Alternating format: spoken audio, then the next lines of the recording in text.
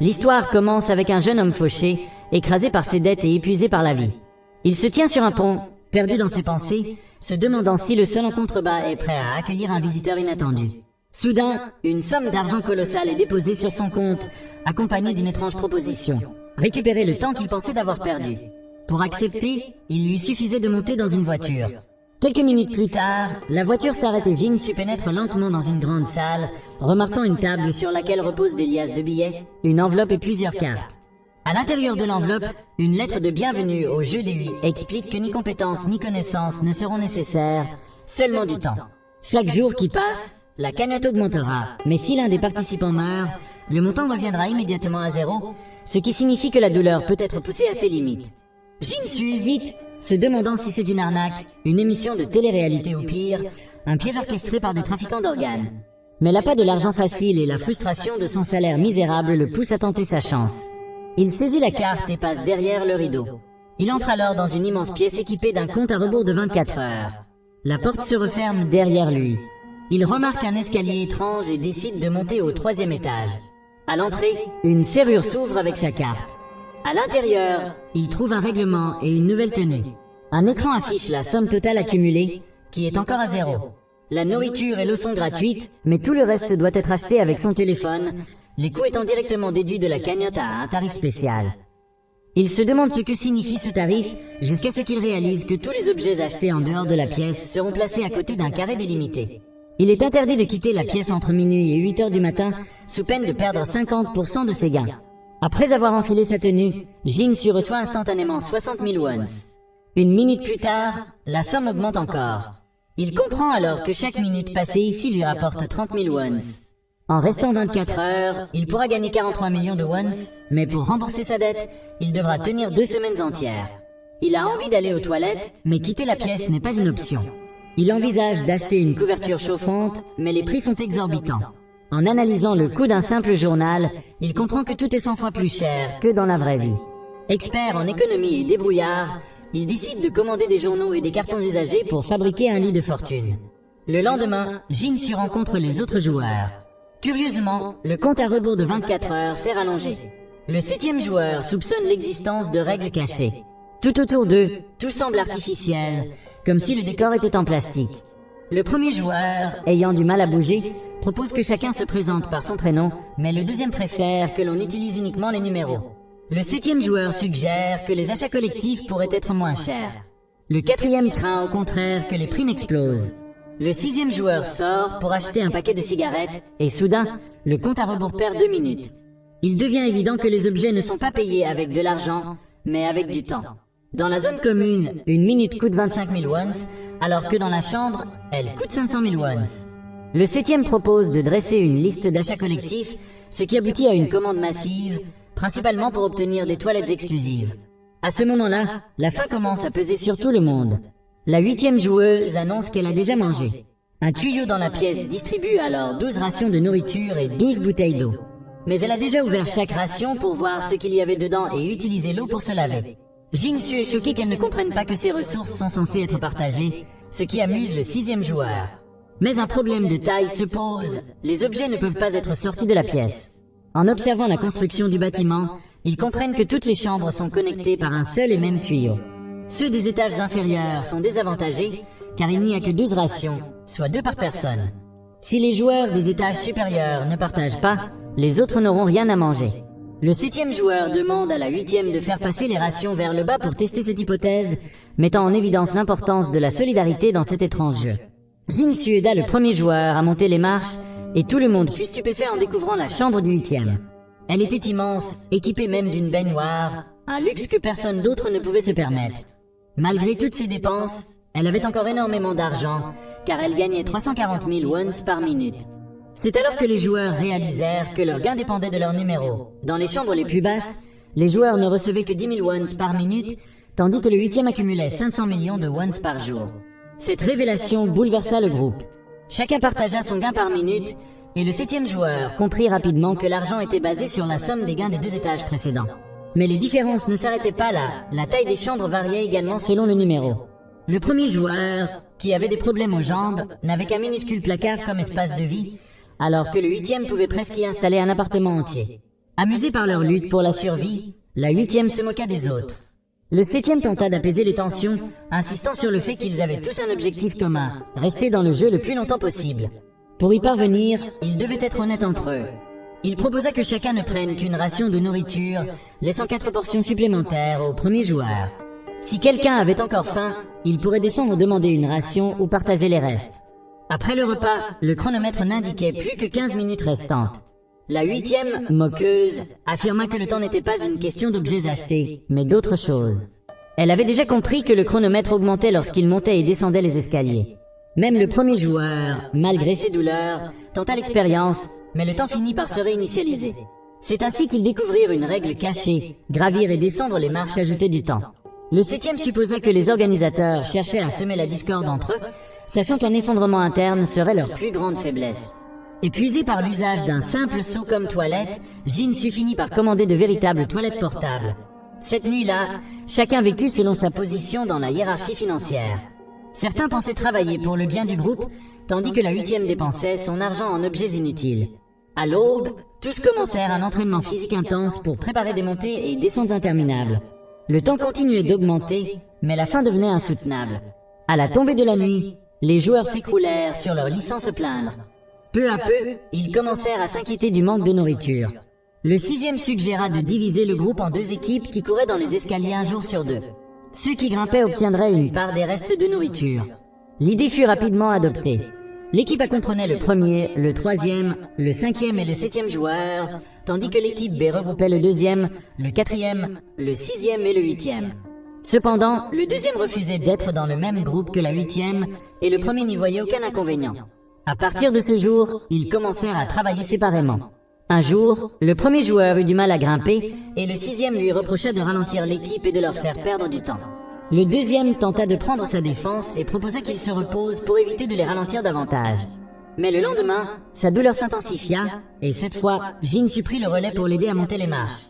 Le 1er joueur se sentit coupable que les autres travaillent à sa place. Un jour, Jinsu découvrit une pile de déchets accumulés dans la chambre du 1er joueur. Il s'en servait comme entrepôt à ordures en guise de contribution pour ne pas avoir à courir. Le 7e le remercia, mais remarqua bientôt que le chronomètre avait cessé d'augmenter. Puis, contre toute attente, ils gagnèrent 10 minutes supplémentaires alors que personne ne courait. Fatigué des montées et descentes incessantes, la 8e annonça qu'elle ferait une pause. Le 2e joueur s'indigna qu'elle gagne plus que tout le monde en fournissant le moins d'efforts. Mais la 8e rétorqua que les étages inférieurs devaient travailler davantage, car lorsqu'un objet était acheté avec du temps, les étages supérieurs payaient plus cher, puisque le temps, c'est de l'argent. Une journée passa et, lorsque tout le monde cessa de bouger, le temps recommença à augmenter. Les joueurs crurent à un simple bug et allèrent dormir. Le lendemain matin, alors que le chronomètre touchait à sa fin, le 4e joueur s'effondra soudainement, victime d'une crise. Le 6e refusa de perdre du temps à l'aider, et une bagarre éclata. Voyant la situation s'envenimer, Jinsu commanda des médicaments, tandis que la 8e riait en réalisant que leur temps total avait désormais atteint 40 heures. Il devint alors évident que ce n'étaient pas les escaliers qui faisaient grimper le chronomètre, mais bien les conflits entre eux. L'audience avait sûrement fini par se lasser de les voir courir et voulait maintenant du spectacle. Le lendemain, Jinsu décide d'amuser les spectateurs en réalisant une séance d'ASMR, mais cela ne provoque pas l'effet escompté. Lors d'une discussion calme, le 7e joueur lui avoue qu'il l'apprécie car il ne pense pas qu'à lui-même. Jinsu, à son tour, le qualifie de bienveillant pour ne pas jeter ses déchets chez les autres. Le 7e se demande ce que les organisateurs attendent d'eux ensuite. Même s'ils trouvent un moyen de divertir le public, le jeu semble les pousser vers une issue destructrice, malgré la promesse d'une récompense. Lors de la réunion suivante, ils conviennent de partager leurs idées et de corriger quiconque proposerait une action cruelle ou nuisible, tout en gardant leur discussion secrète. Le 4e joueur suggère de créer une sorte de télé-réalité romantique pour voir quel couple tiendrait le plus longtemps ou peut-être un spectacle de talent. Le 7e aime l'idée et se porte volontaire pour commencer en jouant de la flûte avec son nez, ce qui amuse les autres joueurs ainsi que les organisateurs, qui ajoutent 20 heures au compteur. Il réalise alors qu'il n'y a peut-être pas de véritable fin au jeu, et que rester passif en attendant un énorme gain ne ferait que les piéger indéfiniment. Le 6e ne comprend pas comment fixer une limite de temps puisque les gains sont différents pour chaque joueur. Le 1er joueur, par exemple, n'a besoin que d'1 milliard de wons, ce qui prendrait 75 jours. Après cette découverte, les joueurs commencent à acheter des accessoires pour le spectacle de talent. Le 5e gagne 10 heures, le 6e casse des tuiles et reçoit 15 heures, tandis que le 2e frappe plus fort et obtient 17 heures. Le quatrième ne remporte qu'1 heure. Vient ensuite le tour de Jin-Su, dont la danse stylée lui rapporte 18 minutes. Le premier joueur joue un mime et conclut avec un tour de magie, gagnant 30 heures. Le chronomètre affiche désormais 101 heures, mais il reste encore la 8e joueuse. Elle propose au 7e une activité plus intime, affirmant que c'est son talent, mais il refuse, alors elle se tourne vers le 6e. Ensemble, ils obtiennent 69 heures supplémentaires. Jin-Su est un peu déçu de ne pas avoir été choisi et rêve d'elle la nuit suivante, l'entendant murmurer qu'il devrait dormir avec elle. Le premier joueur, ne voyant plus l'utilité de courir, refuse désormais d'accepter les déchets des autres. Le 4e suggère de choisir un nouvel endroit pour stocker les ordures, soit par tirage au sort, soit par vote. Le 7e rassure Jin-Su en lui expliquant que, quoi qu'il arrive, le premier joueur sera sûrement choisi. Selon la théorie de la vitre brisée, un endroit déjà sale incite naturellement les gens à continuer d'y jeter leurs détritus. Le vote ne serait qu'un moyen de lui faire accepter la réalité. Le 4e veut voter contre la 8e, car elle possède la plus grande chambre et gagne le plus d'argent. Il parvient à convaincre le premier joueur de voter avec lui, leur donnant ainsi 4 voix. Avant de finaliser leur plan, le 6e interrompt la discussion et emmène le 7e à l'écart pour lui proposer de voter contre le 3e joueur. Jin-Su est persuadé que le 7e ne le trahira pas. Après un vote anonyme, le nouveau collecteur de déchets est désigné, la 8e joueuse. Le 4e applaudit, tandis que le 3e s'interroge sur le sens de cette victoire. Le vote ajoute 24 heures au compteur. Jin-Su tente de comprendre qui a voté contre lui, sans savoir qu'il s'agissait du 7e, qui lui demande d'oublier cet épisode. Il n'a évité ce rôle que grâce au premier joueur, qui a convaincu le 2e de voter contre la 8e en affirmant que sa chambre était la plus spacieuse. Cependant, la 8e refuse d'accepter ce résultat et ne laisse personne entrer chez elle. Tous pensent qu'elle finira par céder, mais ils se rendent vite compte de leur erreur. Elle s'enferme dans sa chambre sans jamais en sortir, ayant accumulé suffisamment de provisions pour survivre. Son solde de temps est toujours immense, et les organisateurs continuent de lui en ajouter en guise de récompense pour sa rébellion. Le 6e blâme le 4e pour cette situation, affirmant qu'elle a manqué de respect aux joueurs les plus puissants et a poussé tout le monde à voter contre la 8e. Le 4e jure que si elle avait été à sa place, elle aurait été bienveillante avec ceux qui ont moins qu'elle. Soudain, la 8e s'approche étant 4 sachets de nourriture, mais ce n'est qu'une hallucination du 5e joueur. Le 2e, excédé par la situation, décide de dépenser tout son temps restant pour mettre fin au jeu, mais le premier le supplie d'arrêter. In-Su, cherchant à sauver le groupe, propose de devenir collecteur de déchets pour apaiser les tensions. Touché, le 4e le prend dans ses bras et dit qu'elle est prête à partager cette tâche avec lui. Le 7e l'interrompt et demande à parler seul à seul avec la 8e. Il réussit à la convaincre de pardonner au groupe, mais en échange d'une compensation, de nouveaux vêtements. Si elle avait compris plus tôt qu'elle pouvait utiliser la nourriture comme levier de pouvoir, ils seraient tous devenus ses esclaves. Heureusement pour eux, elle accorde plus d'importance à son apparence qu'à la nourriture. Ce soir-là, Jin-Su savoure son repas en pensant que rien au monde n'est plus précieux qu'un bon repas. À l'aube, il reprend son travail de collecte des ordures. Le premier et le 2e gardent leurs déchets dans leurs chambres respectives, et Jin-Su ne comprend pas pourquoi la quantité d'ordures semble avoir augmenté. Il commence alors à soupçonner que le 4e n'a jamais réellement assumé sa part du travail. Plus tard, les joueurs décident de jouer au jeu du roi. La 5e, prête à relever tous les défis, devient la première reine et ordonne aux 6e et 7e joueurs de se tenir la main jusqu'à la fin du tour. Ensuite, le 4e prend le rôle du roi et impose au premier et à la 5e de s'embrasser, ce qui n'ajoute qu'1 heure et demie au chronomètre. Lorsque la 8e joueuse devient reine, elle ordonne au 6e et au 2e de se battre, exactement ce que le 7e redoutait. Pendant l'affrontement, le 2e manque de se briser le poignet et le 6e l'emporte, leur faisant gagner 50 heures. Le 7e demande à ne plus proposer de défis impliquant des blessures et suggère plutôt d'utiliser un tasé comme punition pour ceux qui refusent d'obéir au roi. Jin-Su calcule que la probabilité d'être choqué est de 125 pour 124 heures sont ajoutées à chaque fois, ce qui signifie qu'il sera au pire puni 1 fois par semaine. Un nouveau jour se lève et malgré sa blessure, le 2e joueur rejoint le jeu. Jin-Su reçoit l'ordre de tripoter la 5e joueuse, mais choisit la punition à la place. La 5e le supplie de renoncer, mais Jin-Su reste ferme, il est prêt. Terrifié, il se mouille de peur et reçoit 60 heures en compensation. Le lendemain, ils doivent deviner la face d'une pièce de monnaie et celui qui se trompe est choqué. Le 2e se trompe et gagne 48 heures. Le jour suivant, Jin-Su et un autre deviennent les nouveaux joueurs. Jin-Su échoue à esquiver une gifle et se fait électrocuter à nouveau. Tard dans la nuit, le premier et le 2e viennent le voir. Magicien dans l'âme, le premier est convaincu que le jeu est truqué. Il retourne la pièce et révèle le trucage derrière le tirage au sort. Mais ce n'est pas tout. Le lendemain, le premier devient roi car la veille, le septième a surpris le quatrième en train de tricher. Elle avait enduit la boule du roi d'acétone pour la rendre légèrement collante et s'assurer de ne pas être découverte lors du tirage. Le premier impose une nouvelle règle, attraper la pièce avec le dos de la main. La huitième perd au dernier moment, et juste après, le sixième assomme violemment le septième d'un coup brutal. Quelque temps plus tard, le septième reprend conscience. Le sixième comprend alors que le septième travaillait en secret avec d'autres joueurs pour équilibrer leurs chances, mais cela rendait le jeu ennuyeux. Pour lui, il est évident que les étages supérieurs doivent dominer les inférieurs. Le septième remarque alors que le sixième a déjà acheté un nouveau tasé, ce qui le déçoit profondément. Le téléphone situé sur la place est désormais recouvert d'une grille en métal. La cinquième suppose que c'est pour empêcher les joueurs d'acheter des armes. Elle suggère aussi de détruire les téléphones dans leur chambre. Jin-Su s'y oppose, mais le septième refuse d'écouter. Peu après, les joueurs des étages supérieurs descendent les voir. Le septième annonce immédiatement qu'ils doivent gagner 24 heures par jour. S'ils refusent, personne ne recevra de nourriture. En guise de récompense pour leur participation, ils recevront une pièce échangeable contre une ration d'eau et de nourriture, chaque pièce valant 3 heures. Le deuxième joueur veut négocier, mais le sixième pointe le tasé sur elle. Jin-Su tente de convaincre le septième de ne pas se laisser manipuler, mais le sixième frappe le premier joueur et électrocute la deuxième. Lorsque le premier essaie de l'aider, le sixième lui écrase la jambe, ajoutant 15 heures au compteur. Jin-Su sort alors une boule rouge. Ils vont jouer à cache-cache. Chaque joueur doit s'attacher une partie du corps. Le premier choisit ses mains, la cinquième attache ses jambes, Jin-Su se bâillonne et le deuxième se bande les yeux. Dès que le compte à rebours commence, le premier et la cinquième sont immédiatement éliminés. Le deuxième peine à se cacher à l'aveugle, tandis que le sixième ne retient pas ses coups, obligeant le septième à intervenir pour l'arrêter. Jin-Su remporte finalement le jeu, ce qui signifie qu'il doit frapper un des perdants au hasard. La cible désignée est le premier joueur.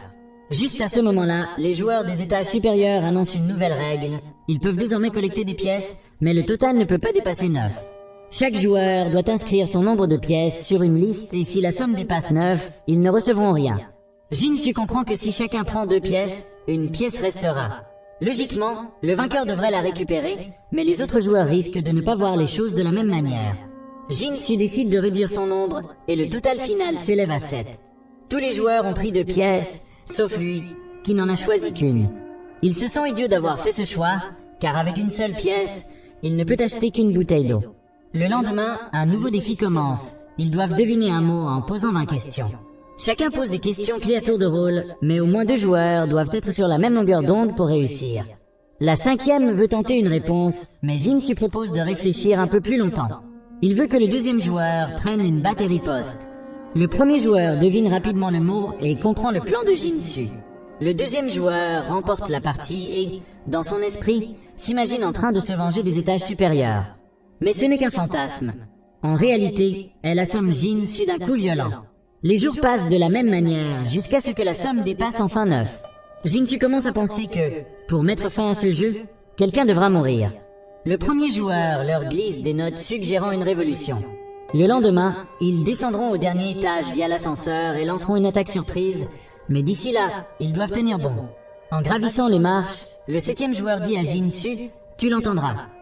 Jin-Su essaie de comprendre ce que cela signifie et réalise que les tuyaux transportent le son. Le premier joueur n'avait pas prévu cela, ce qui leur donne l'espoir que le 7e pourrait être de leur côté. La nuit venue, la révolution commence. Après un bref affrontement, le 6e joueur tente d'utiliser son tasé sur le groupe, mais l'appareil ne fonctionne pas. Le 7e avait retiré la batterie. Le 2e joueur en profite pour assommer le 6e. L'ensemble des joueurs des étages supérieurs est attaché et jeté dans la piscine, à l'exception du 7e. Malgré les mauvais traitements subis, le premier joueur refuse de les frapper. Leur soulèvement leur fait gagner une immense quantité de temps, et les étages supérieurs deviennent désormais des espaces communs. En visitant enfin la chambre de la 8e, ils sont stupéfaits par le luxe qui s'y trouve. Tout ce qu'elle possède a été acheté grâce à l'argent généré par la souffrance et le travail des étages inférieurs.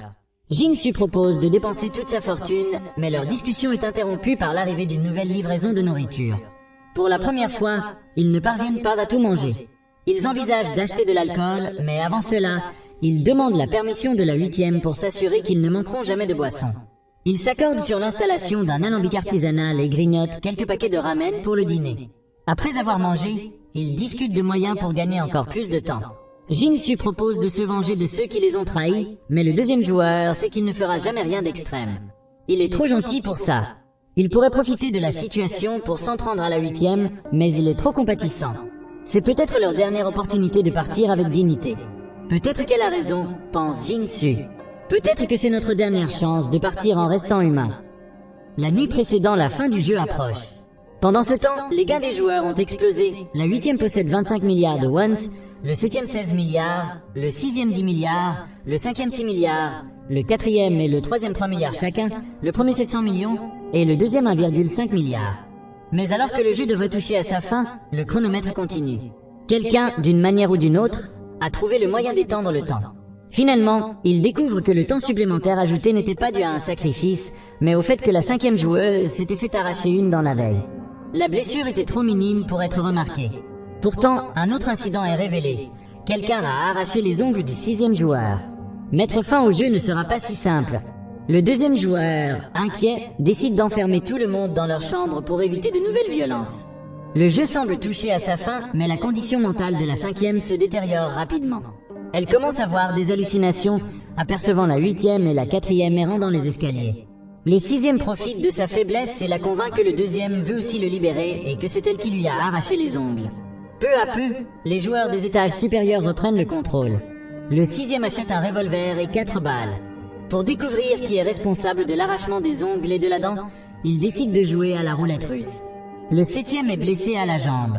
Jin-Su affirme qu'il peut identifier le coupable en achetant les enregistrements de sécurité qui ne coûtent que 100 millions de wons.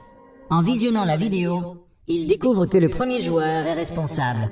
Il n'a pas encore atteint son milliard et regrette profondément ses actes, mais il veut se venger de la souffrance qu'il a endurée. Il avait également distribué de la limonade, ce qui intrigue le 6e, qui demande à voir les enregistrements en privé. « Je vais tuer ce salaud », déclare le 6e, prêt à mettre fin au jeu en assassinant le premier.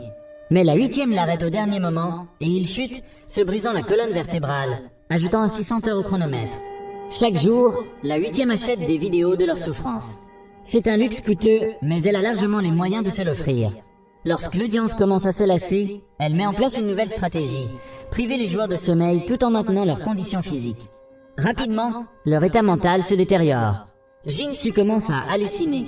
Pour survivre, le premier joueur propose un marché au 4e, ils peuvent échanger leur chambre. Il lui révèle qu'il a appris comment changer de pièce, mais que cela coûte 1 milliard de wons. C'est pourquoi il a attendu le bon moment pour réunir cette somme. Son histoire est tragique, il souffre d'un grave problème aux jambes, mais sa fille est également malade. Leur famille n'a plus d'argent pour financer son traitement, et elle a été expulsée de l'hôpital. Désespéré, il avait souscrit une assurance et s'était jeté sous une voiture, ce qui lui a permis d'être repéré par les organisateurs du jeu et d'obtenir une dernière chance de changer sa vie. Le 4e parle à Jin-Su de cette possibilité d'échange, mais quelque chose semble étrange. Pourquoi le premier joueur offrirait-il un tel avantage? C'est une opportunité difficile à refuser, mais il y a un problème. Ils sont tous attachés et personne ne peut les libérer. La 5e, qui a complètement perdu la raison, parle à des esprits imaginaires. Peut-être qu'ils pourront la convaincre de les détacher. Le lendemain, elle les libère, mais la 8e les surprend et tente de les abattre. La 4e intervient juste à temps pour l'arrêter. « J'aurais dû agir plus tôt », murmure-t-elle, frustrée. Désormais, toutes les armes sont entre leurs mains. Le 6e est paralysé avec une colonne brisée et la 8e est attachée. Pourtant, la 5e ne les a pas aidés par pure gentillesse. Dans le passé, le 6e était un célèbre joueur de baseball, mais il avait été exclu pour avoir parié illégalement. Son patron, mécontent de ses performances, avait été violemment agressé par lui. Ce patron était le mari de la 5e et elle attendait ce moment de vengeance depuis longtemps. Le premier joueur demande à changer de chambre, mais ne reçoit qu'une enveloppe révélant le prix réel des pièces. La chambre de la 8e coûte la somme astronomique de 340 milliards de wons. Le jeu était truqué dès le départ, leur destin était scellé avant même qu'ils ne commencent à jouer. Le premier joueur n'a désormais plus un sou. Le 2e lui suggère de mettre en commun leurs fonds pour quitter le jeu ensemble, mais il refuse d'abandonner. Rassemblant tout le monde sur des chaises, il prépare son ultime performance. Il grimpe sur une corde raide et tente de garder l'équilibre. Miraculeusement, il tient un instant, mais sa force l'abandonne et il chute dans les flammes en contrebas. Tous tentent de le sauver, mais leurs efforts produisent l'effet inverse, ajoutant 1000 heures au chronomètre. Jin-Su, furieux, attrape le revolver et détruit toutes les caméras. Les portes s'ouvrent enfin, mais il est trop tard, le premier joueur est mort. Une voix annonce « Félicitations, votre prix sera transféré sur votre compte bancaire ». Les mois passent et Jinsu dépense tout son argent pour organiser les funérailles du premier joueur. Lors de la cérémonie, il révèle qu'il a retrouvé la famille du défunt. Il pense qu'il travaille à l'étranger car un homme leur a rendu visite et leur a donné assez d'argent pour subvenir à leurs besoins à vie. D'après la description, l'homme portait des lunettes et semblait avoir une trentaine d'années. Tout le monde comprend immédiatement qu'il s'agissait du 7e joueur. Leur conversation est interrompue par un livreur qui apporte une couronne funéraire avec un message de condoléances sincère envoyé par le 6e. Quant à la 8e, elle a fini en prison après avoir détruit une galerie d'art qui avait refusé d'exposer son travail. Pour cet acte, elle a dû renoncer à toute sa fortune. Et ainsi, le jeu prend fin.